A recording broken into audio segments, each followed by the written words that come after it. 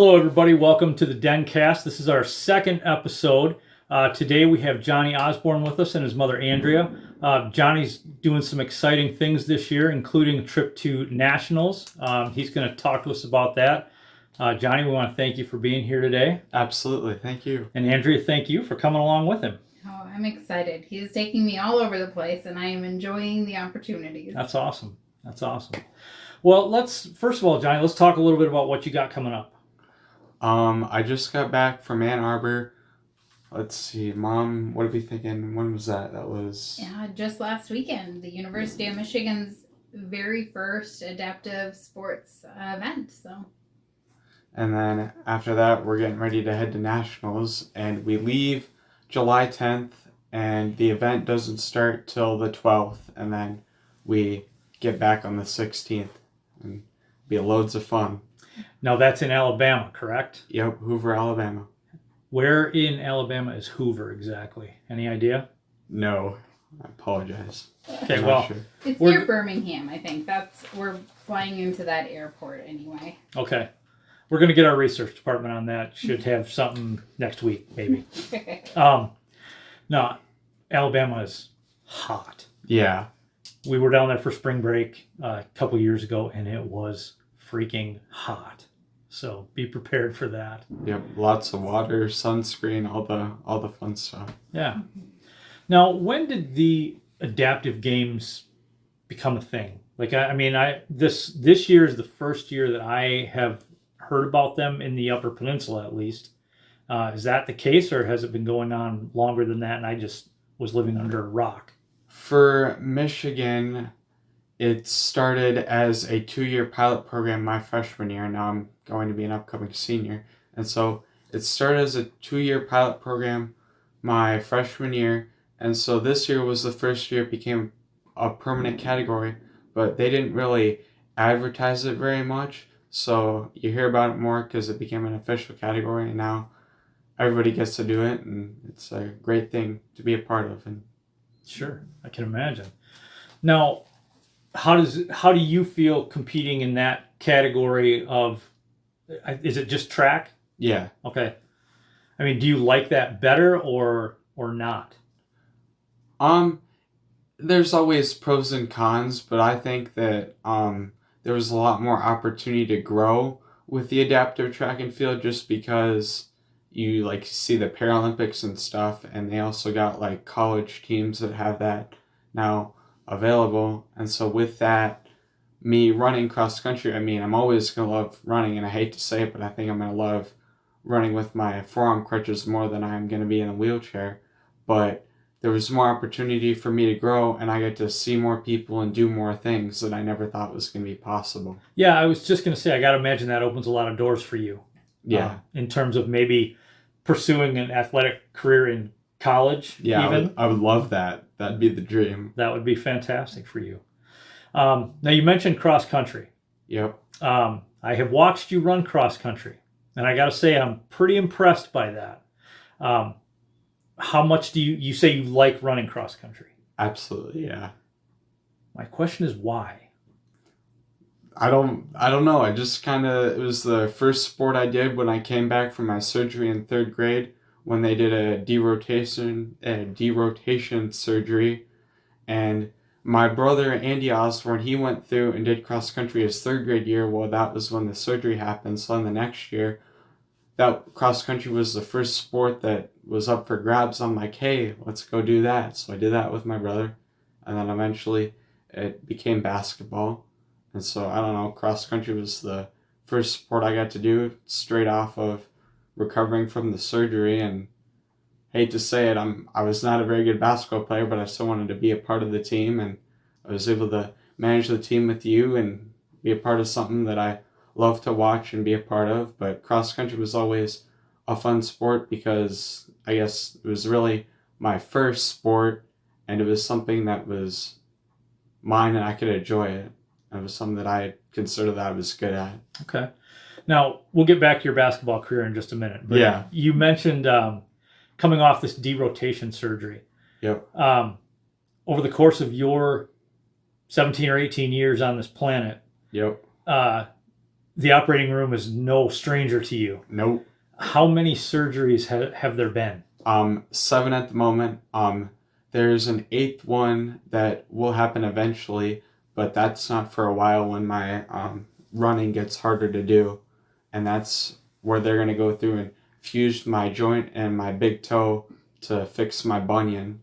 It doesn't hurt at the moment, but my surgeon said that if I go through and do the surgery, it's going to affect my running and I probably won't like it. So I'm going to wait and hold off on that one as long as possible. But 7 at the moment and 8 hopefully in the long future. More on the schedule. Yeah.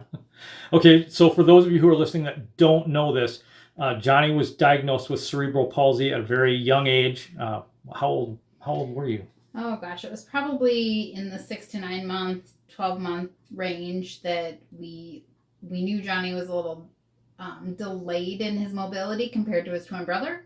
But, everybody says kids are different, right? Don't compare twins because they're going to develop differently as they should. But there was definitely some obvious delays. So then follow up with, CTs, MRIs, and of course, because he was born at 27 weeks, 13 weeks premature, him and his brother both had brain bleeds from prematurity, which goodness. The amazing beauty of the brain is that it can remap. And so with Andy, you would never know that he had any type of brain bleeds to begin with. Johnny, on the other hand, has some long-term impacts.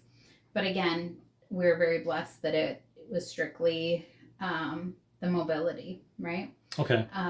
He's spot on and will, challenge you to the bitter end and win an argument or two and be a little bullheaded on a few other ones. But thankfully, he's strong-minded and has a passion and determination to accomplish everything that he sets his mind to. Sure. Now,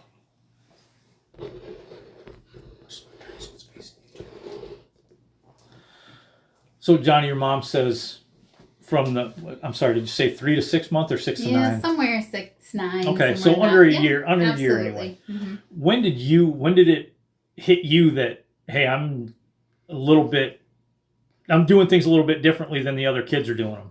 I apologize. It's been a while, obviously, since then, but I feel like it was always something I understood, but I didn't really know what it was, and I apologize, but I don't really know when it all started. It was I did things a little bit different, and I personally didn't know that I had cerebral palsy till a while. It was probably preschool is probably when I really first understand any of the concept of what it was, and so yeah, that's all I got, and I apologize. You don't need to apologize for anything. So it's kind of interesting because we never talked about his diagnosis. And, his dad and I made that choice right away. Because when you tell somebody a diagnosis, it's instinctual to go to worst case scenarios. And we didn't want people to have that stereotype in their mind. So for us, we would say, he has some limitations with his walking, so he used a reverse walker until he was stable and had good balance and control to use forearm crutches. And we were actually at a cerebral palsy family camp up at Baycliff, and there were the camp was set up so that the parents could meet with medical professionals and bounce ideas off of other parents and off the professionals. The individual with CP got to hang out with other kids with CP, and siblings got to hang out with other siblings. And that dynamic was, it's amazing because, again, everybody's experiencing to be a sibling of someone with CP. I never thought about because I was never in that role. But the kids could, they're always such amazing helpers and are always in any environment, they're looking for ways to help anyone. And you see that with siblings. And when we came back to the room the one evening, Johnny said, "What is CP? And do I have it?" And it really hit us that we had never really talked about what his diagnosis was, because we weren't going to let him use it as a limitation, and we didn't want others to think of that worst case image that would pop into their mind. Sure. So when he did start asking, it was like, okay, it's time to have those new conversations, so he's ready to answer questions. Okay. So one thing, and I've known you for quite a while, Johnny, and I've seen you at a lot of sporting events when you're playing, helping me coach, or managing, as whatever the case may be. I have never, ever seen you complain. I've never, ever seen you pout. I've never, ever seen you be down in the mouth about it. Do you ever have private moments where you think, why me? Why is this happening to me? Well, yeah, I have sometimes, every so often, yeah, but it's more so what good can come out of it and what does God want me to do with this situation, because obviously this is why we're here. I'm doing amazing things, and you got to go through and look at it like, yeah, I have it, and things are going to be a little bit different, but I have it for a reason, and I want to do good things with it. So you got to look on the positive perspective and see why you have it, and then you got to think about what good can you do with it. And it's so funny to hear you say that, because there's so many people with no physical limitations, no problems whatsoever, who don't think positively like that. You know, they always look for the woe is me side of things, or why something bad is happening to them. And I just, like I said before, I never hear that from you. So I guess let's go back to the basketball career for a minute. I coached you in the 7th grade. Yep, 7th and 8th grade, yep. Okay, now I'm going to tell you something that is going to sound super jerky, but I'm going to be honest with you. When I first saw you come out for the team, I thought, good gravy, what is this kid doing here? Yeah. I mean, what can you possibly do? And I got to tell you, it was quite a learning experience for me. I mean, I watched you do things that I never would have imagined you were capable of. I was so proud of you by the end of that season that I just couldn't even believe it. So, we were blessed. You know, you think as a parent, you think of those worst case scenarios. And in the back of my mind, you know, I always worried about, would he be the target of bullying? And I think sports gave him a great opportunity to connect with individuals. And his teammates, you know, they would be in games, and, you know, again, if there was a decent enough spread in the score, you know, Johnny could get in there, and he didn't care if he didn't play. He, you know, as long as he was there with his team. But when he got out there, his teammates would strategically kind of rally around him to give him that opportunity to shoot if it was there, and definitely made sure that nobody was going to be bumping into him, you know, causing him to lose his balance. And I have something to add to that too, Yeah. because that team that you played with, at least the year that you played for me, was, I'm going to use the word headstrong. Yeah. I really mean a different word, but headstrong is the one we're going to go with on the air. Yep. On a good day. Yeah. Now, on a bad day, they were 2nd, 3rd, and 4th level headstrong. Yeah. It was so funny to me, and I don't mean funny in a bad way. I mean funny respectfully, actually. Yeah. Those guys, like your mom said, nobody was going to mess with you. Nobody was going to say a bad word about you. Mm-hmm. That team couldn't agree on. I mean, they couldn't agree on what color the basketball was. Yeah. But the one thing they did agree on was the fact that nobody was going to give you a hard time. Yeah. And if you spoke to the team, every ear was listening. Yeah. Which something I couldn't accomplish with that group. But I was, yeah, I've been overjoyed to see the successes that you've had over the course of the years, dating back from there. Yeah. So I had a lot of fun doing that. Me too. Good. I'm glad to hear that. I think you might be one of 2 kids from that group that are still involved in any way, shape, or form with the basketball program. I think that's correct now. Yeah, I think that's right. Okay. Watching you run cross country. Do you remember what I told you? Not entirely. No, it's been a little while. Okay, so what I told you was, and this is also funny because Abby, my daughter, ran cross country. Yep. Well, she participated in cross country. Yeah. I'm not going to say she ran. Yeah. Sorry, Abby. But you were very close behind her in one particular race, and I said to you, if you catch her, I want you to whack her. And instead of laughing, like I would hoped you would, you looked at me as you were running, and you said, oh, Mr. Church, I couldn't do that. Mm-hmm. And I laughed for a day over that. Even in the heated competition, I'm trying to make you laugh, and all you have is full-on respect for me and my daughter, which I loved that. Yeah. So, getting back to Alabama now, what events are you going to be participating in? Shot put, the 100-meter dash, 200-meter dash, and 400-meter dash. Okay, which of those events do you feel like you're strongest in?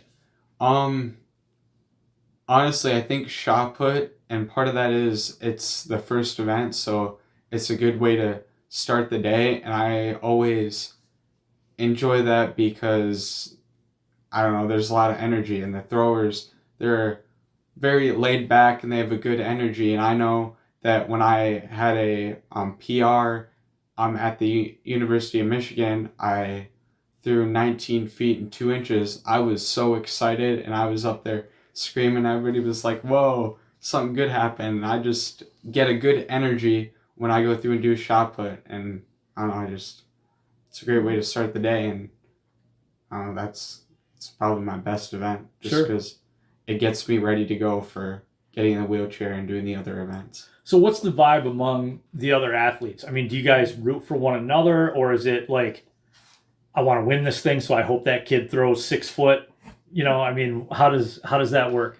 It's really a combination of both, but it's way more positive because a lot of the people, they're in a similar situation, and you get to go through and hear everybody's story, and it's all amazing to see what everybody's doing and what they've accomplished. And so obviously you're going to have that competitive nature where you want to go through and try to beat the guy next to you, but you're always going to be able to go through and shake hands and have a little bit of a different, but I feel like deeper connection with these kind of athletes, adaptive athletes, just because you're in a similar situation and you don't always get to see people that are similar to yourself unless you're like at like a health camp and stuff. And to be able to do that with sports is something that I'm going to enjoy hopefully for the rest of my life, because in a rural era, gosh, well, help me out.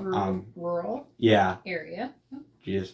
But in an area where we are, it's a lot harder to find people that are in a similar situation to me. And so when I get that opportunity, it's always nice to kind of hang around and know that there's going to be a good connection, a good friendship that can grow from that, just because there's always like a positive and a great time with it. Okay.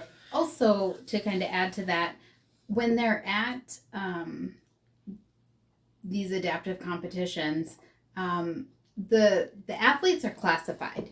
And so for their classification, it's based off of their diagnosis, but also their ranges of motion. So for Johnny, he's a T34 and an F34, T for track, F for field. And it has to do with his cerebral palsy. And then, again, the range of motion. So a lot of competitions that he attends, there are very few T34 athletes. He is, 1 in a million for us, but he is a unique athlete. And so when they're competing, he's competing a lot of times with individuals. He's competing at the same time as other individuals with a different classification, so they're not really competing against each other. So they get the joy of, throwing against each other because they're there at the same time, but they get to congratulate each other because they all took, a number of athletes in that same area took first, second, third. So I don't know if that really helps kind of I think clarify a little bit. But... Yeah, I think I understand what you're saying. So I'm asking this question out of ignorance now. Yeah. I'm assuming there's like a spectrum. Okay, where do you fall on that spectrum in terms of classification, for example? With the cerebral palsy category, I believe that goes from 33 to, I believe, 37 or 38, and 30, actually no, it might be 31 to 34, that's more so of your wheelchair athletes, and then 35 to 38, I believe, is your traditional like running athletes and ambulatory athletes. And so with that, it gets breaking down to like what you can do, and I believe that I'm on the higher end based on my classification as far as the wheelchair aspect goes. Wow. Because again, the expectation and the ability is different, right? Sure. For somebody who might have spina bifida versus cerebral palsy. Yeah. Right? And then for Johnny, he's not traditionally in a wheelchair.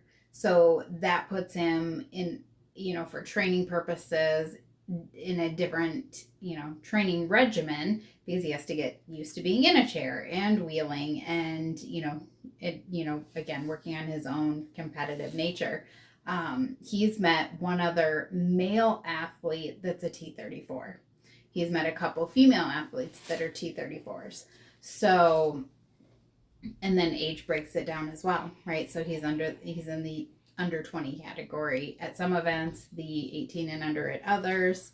So that's also, age factors in gender and then that classification. Okay. So, well, that definitely clears it up a little bit. Mm-hmm. And I did send you the link if you want to look at, like, there's a lot of different, classifications. Yeah, absolutely. So. Absolutely. Thank you. Training wise, what's your training regimen look like getting ready for these games in Alabama? Right now, I like to go through and set up the shot put chair at home just so that it's less stuff that we got to pack up and carry around. And so what that looks like is you go through and you hammer stakes in the ground with the help of my dad and my brother, and then you go through and you grab your shot put chair and you grab the ratchet straps we have and you tie the chair down and really tight so that way you aren't hopping the chair when you go through to throw and use your momentum. And then for the wheelchair portion, I'm going to the high school track by the football field. Okay. How many times has your mom had to tell you no shot putting in the house? Never. That's not It's a heavy shot put. Yeah. It's 8 pounds, and that'd be really bad on the floor, and I'd feel like I'd get more crap from my dad than my mom. I think you're probably right. I think there's no question about that. What are your hopes, expectations going to these games? I mean, what do you think the end result might be? I really don't know, because when we went to the University of Michigan, there was roughly between like 60 to 90 athletes. But when we go to this one, there's going to be like 900. Granted, for this nationals, they have track and field, swimming, and archery, so that's going to get broken down a little bit. But I still think there's going to be a bigger scale. And at this point, like my mom mentioned, I've only met one other male T34 athlete, but that doesn't mean there aren't more out there. So I'm really optimistic, and I can't wait to see who's all going to be there. But at the same time, like, I just want to go out there and focus on what I got to do, because nationals, that's like huge, and I'm glad it hasn't entirely hit me yet, but it's going to be a very different and crazy atmosphere. Yeah, I think that's going to be great for you. I think you're really going to love it. I don't know if you're going to love the heat, but I think you're going to love the competition and everything that comes along with that. After school, like let's say athletically, just take that off the table. Okay. Okay. What is your goal for college? Or is there a goal for college? Absolutely, there's a goal for college. I don't really entirely know what I want to do at this moment. I'm pushing for something sports related and also in the medical field, and that'd be the dream to do something around those two areas because that's been my whole life since I was born. So it'd be really cool and ironic to be a part of that side of the area to go through and help other people and do that because that's basically what my whole life has been. But I really don't know entirely what I want to do at college yet. But we're looking around and trying to find what seems fun and awesome to do and have a good impact in. But I'm really not sure as far as a major goes. But we're going to go through and give it everything we got and work hard. Perfect. Do you have somewhere in mind that you'd like to go? The big dream would honestly be the University of Michigan just because they, on top of obviously their sports, because we went down there for their track and field, they have more sports for their adaptive program. But on top of that, they have a great coaching staff and a great community to not only help with the sports aspect, but just like the getting around and the other things that people wouldn't think about. Like you can go through and get transportation, and when you go through and talk to, I don't entirely know what the organization was called, but they have a organization to where if you need help like getting class to class or other stuff like that, they have ways to help you through your university life to be successful. Mom, if you want to shed some light on that, that'd be great. They have a fabulously well-developed students with disabilities program, right? Whether you need additional time for testing, whether you have accommodations in that, and but the process sounds phenomenal. He would start out having those conversations before school starts, have all the documentation in place, and it's really class by class specific, right? So if you needed one class, there's some accommodation needs, then, they're quick conversations and the professors are ready to make those adjustments. Okay. And, and sometimes that's challenging in the high school setting is, really, having things run as smoothly as you'd like, right? Their Dr. O, who's the head of their disabilities program, their adaptive athletic program. He was a track and field athlete at Stanford, traditional runner, and he was in his third year of residency, I believe, and was in an accident and became a wheelchair user. And so that change and impact, he had never heard of adaptive sports, and he had been a Stanford athlete. And so once he became aware of different opportunities and really even opening up the space to have conversations about accommodations, regardless of day-to-day activities, athletics, all of it, right? And helping pave the way for the program at U of M and, across the U.S. Sure. So really, again, like Johnny was trying to touch on earlier, meeting and being with other people like you, it just opens up the door for so many other conversations and growth, right? Well, yeah, all of a sudden you realize you're not one of one anymore. Yeah. And that's kind of a big deal. Yeah. Two last things I want to touch on before we finish up here. Who helps you train? I'm assuming you're not just standing around throwing shot put in the backyard by yourself. Nope. My family, and I also want to keep in contact with my coaches because I know my shot put coach, Mr. Bowman. Grant, I'm really sad that he ended up moving to Petoskey, which is very good for him, but at the same time, we're going to miss him here in the Sioux. But he was a great person, a great coach to help really embrace what I wanted to do for my shot put and my throwing. And so I'm trying to stay in contact with him to get like what a practice might look like or the regimen with that. And then my mom has been obviously the biggest and a huge supporter in what I'm doing right now, and so she's really helping me out. And so now I'm going through and trying to get to the point where I'm more independent and taking their guidance. And so on top of that, you got the whole community in Sault Ste. Marie that's helping me, and they've been supporting me for a long time now, and it's great to see all the people that want to see me succeed, and it's really all of them that help me be who I am and do all these great things. And Johnny recently joined the Great Lakes Adaptive Sports Association, GLASA, and his coach through GLASA is Amy Day, who was a former Paralympian.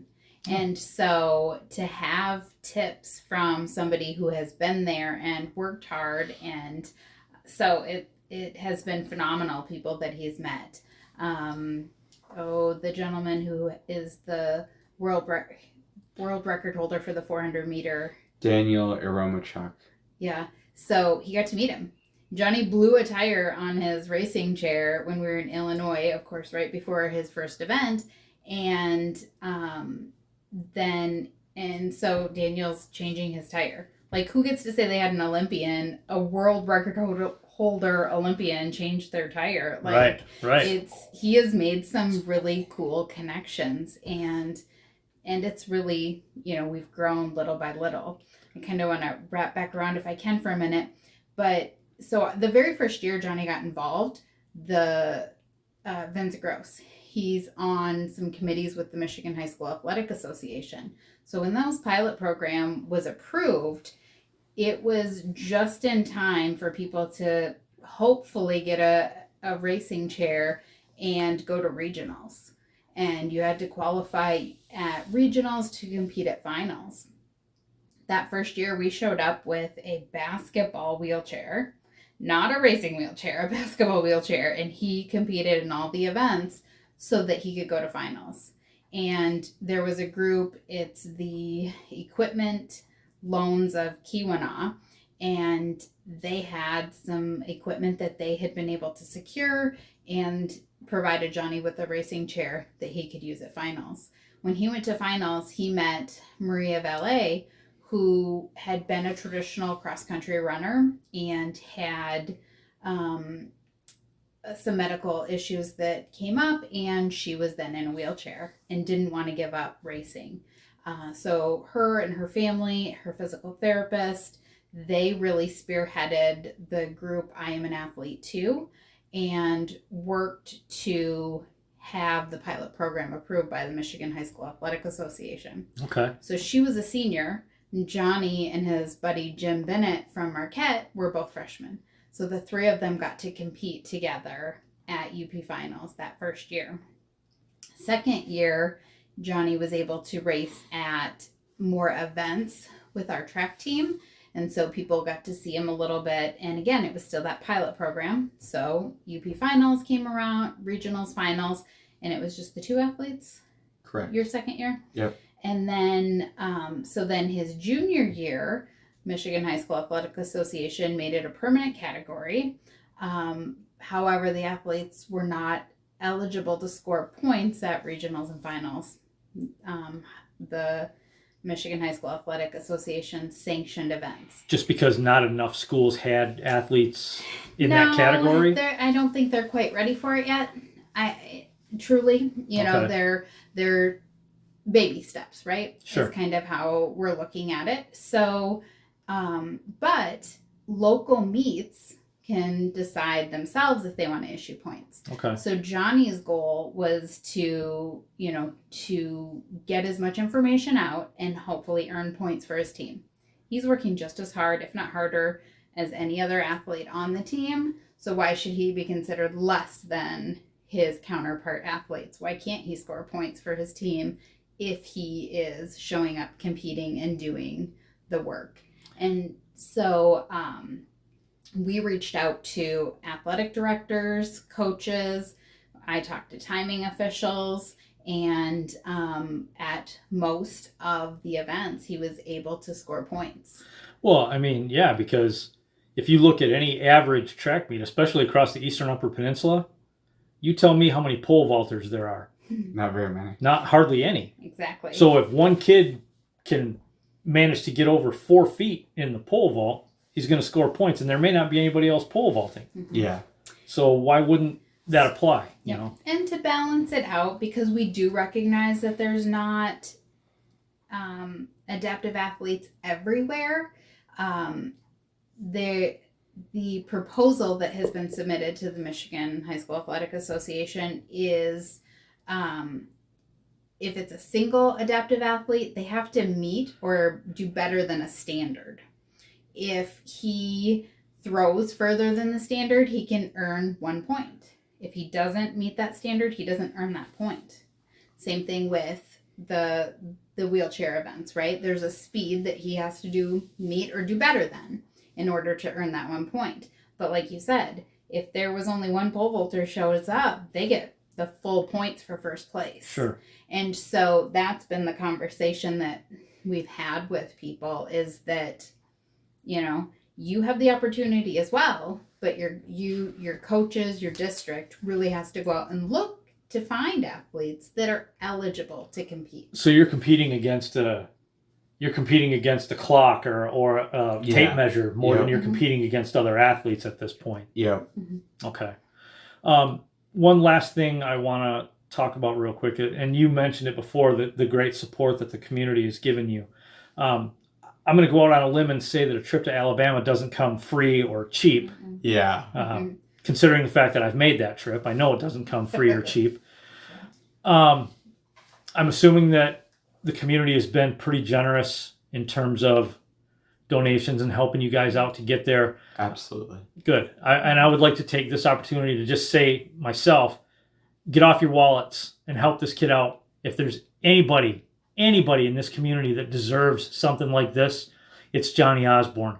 So take your pop bottles back, get in your couch, find the loose change, whatever you got to do. Make sure this kid gets an opportunity that is hopefully not a one-in-a-lifetime thing. But please do what you can do. So Johnny is more than happy to drive around within a reasonable distance to pick up any cans and bottles that people have. He's been very gracious, or very generously received some cash donations with those. I also have my Venmo account if anybody is interested in doing a donation that way. We've had some checks mailed to us. And what is that Venmo account before we... It's Andrea.Osborn. And I'll have to dig. There's no numbers after it. Yeah, it's just my first name dot last name. Sorry. And then we've also had checks mailed to us by a few different groups and organizations. Our address is 9441 South Mackinac Trail, to St. Marie, Michigan. So again, we're very appreciative of support. Because like you said, you know, we're flying out there. We do have to make sure that we're renting a van so that we can transport his wheelchair. Mm-hmm. We've been fortunate that we have some individuals looking for, he has carbon fiber wheel rims on his racing chair. And thankfully, his coach had told us, don't fly with those on. You need to bring them in a case. So we're looking, trying to see if we can borrow a case to transport them, because that'll help, using those carbon fiber wheels will help him be it shuts off, it keeps those, milliseconds down, right? Which it can make or break, his placing. So sure. All those things kind of, you're checking another bag, so. Okay. Well, that sounds great. I hope that everything goes fantastic for you. When is the competition? It starts July 12th and it ends on the 16th. Okay. So again, you can Venmo to Andrea Osborn. I think the address for checks is good. Mm-hmm. You can contact me, Scott Church, at the EUP Sports Den, or Dave Bray at the EUP Sports Den if you'd like to make some sort of contribution. We will make sure that you get in touch with the Osborn family. Well, once again, we'd like to thank you for tuning in to the second episode of the DenCast. And Johnny, we wish you all the luck in the world, man. Thank you. All right. Thank you guys for listening, and girls, and we'll talk to you soon.